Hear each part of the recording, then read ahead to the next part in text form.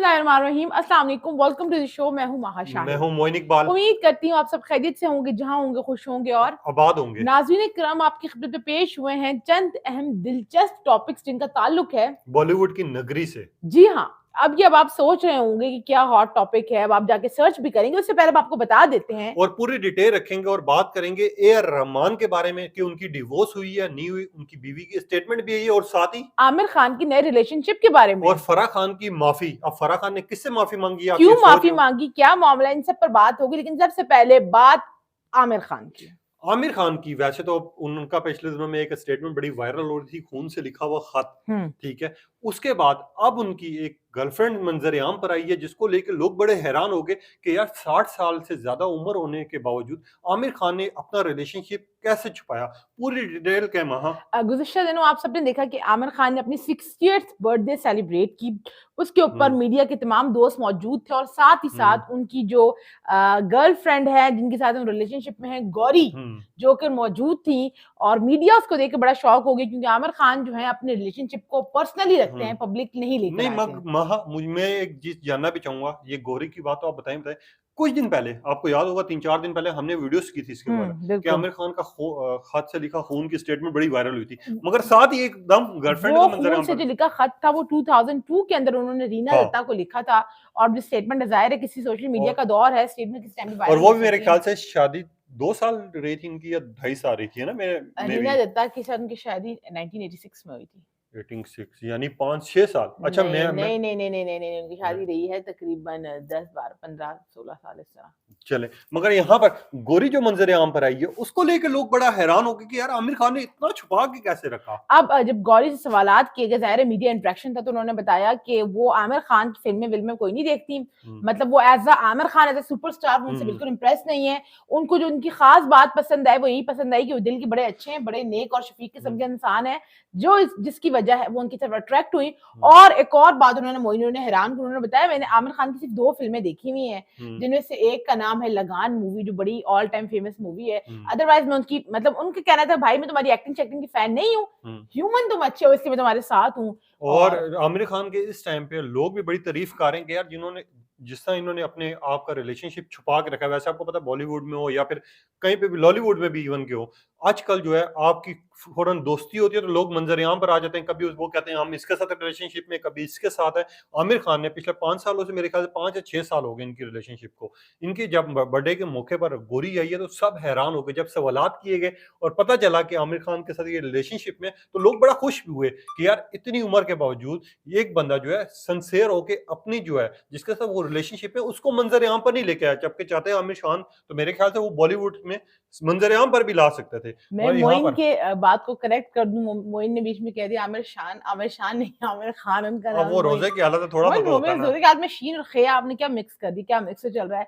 साथ ही साथ नाज़रीन किराम, एक और खबर, एक और जो है बॉलीवुड के बहुत बड़ी पर्सनालिटी उनके बारे ए में। R Y A R Y sorry A R Rahman के ए बारे आर में। रहमान। यही वजह है कि मैं ज्यादा और मोइन कम बोलता है, क्योंकि ये अक्सर औकात करीना को करिश्मा, करिश्मा को करीना, ए आर को ए आर वाई कह गए। हाँ। ए आर रहमान जो बहुत बड़े जो है गुलकार हैं भारत के, बड़े जबरदस्त किस्म के उन्होंने गाने गाए, गीत गाए। आप सबने देखा कि गुज़िश्ता बरस के अंदर नवंबर के अंदर कहा गया कि उनकी डिवोर्स हो गई है अपनी वाइफ सायरा से।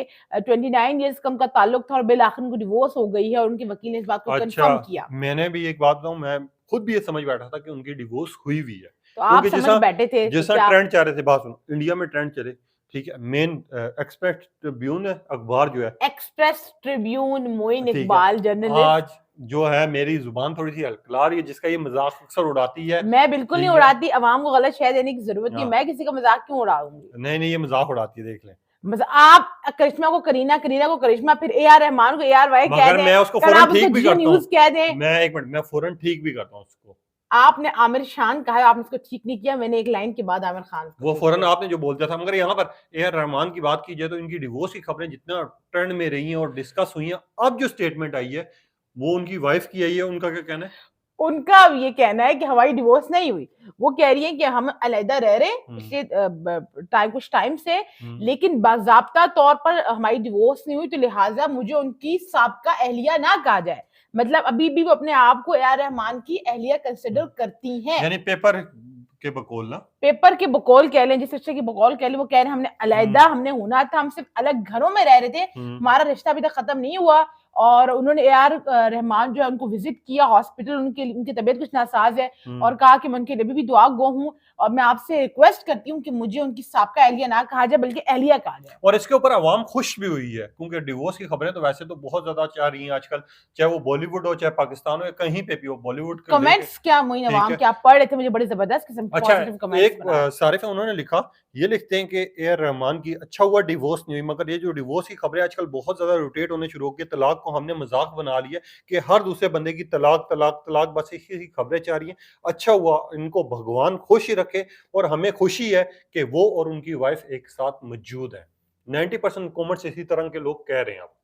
और लोग बहुत खुशी का इज़हार करने ज़ाहिर है डिवोर्स जितना मर्ज़ी आप कह लें, इतना लंबे ताल्लुक के बाद 29 साल का ताल्लुक हो और फिर डिवोर्स लेना बड़ा एक दर्दनाक किस्म की कहानी होती है। लेकिन यहाँ पर फराह खान की माफी का मामला लोग जानना चाह रहे हैं। फराह खान पहले आप लोगों को क्लियर कर दें, कुछ बताएं ना, लोग जिनको नहीं मालूम फराह खान किससे मुताबिक बात कर रहे हैं। मैं ये तो आप ये पूरी स्टोरी एक्सप्लेन करोगी ना यार? ये तो मैं एक्सप्लेन करूंगा, पहले आप आवाम को बताएं फराह खान कौन सी वाली, कौन सी बॉलीवुड की है? जो बॉलीवुड की जो प्रोड्यूसर है डायरेक्टर है फराह खान, जो अक्सर जज भी बनी भी होती हैं, जज भी बनी होती हैं और आजकल आप उनके यूट्यूब ब्लॉग्स देख रहे होंगे जो खाना पकाने जाती हैं डिफरेंट, कभी सेलिब्रिटीज के घर, कभी क्रिकेटर के घर, कभी स्टार्स के घर। और खास तौर पे पिछले दिनों में जो इनकी बहुत ज्यादा वीडियो वायरल हुई थी वो सानिया मिर्जा के बेटे के साथ। बिल्कुल उनके घर वो गई थी, वहां जाकर उन्होंने खाना बनाया था, उनकी बड़ी आप जबरदस्त किस्म के व्लॉग्स उनके यूट्यूब पे देखते होंगे और खाना देख देख के इनके मुंह में पानी आ जाता है। बिल्कुल ऐसा नहीं, मेरा आज गला बहुत सख्त खराब, मेरे गले में बहुत दर्द है, मेरी तरफ से मोंगे मारी जा रहे हैं।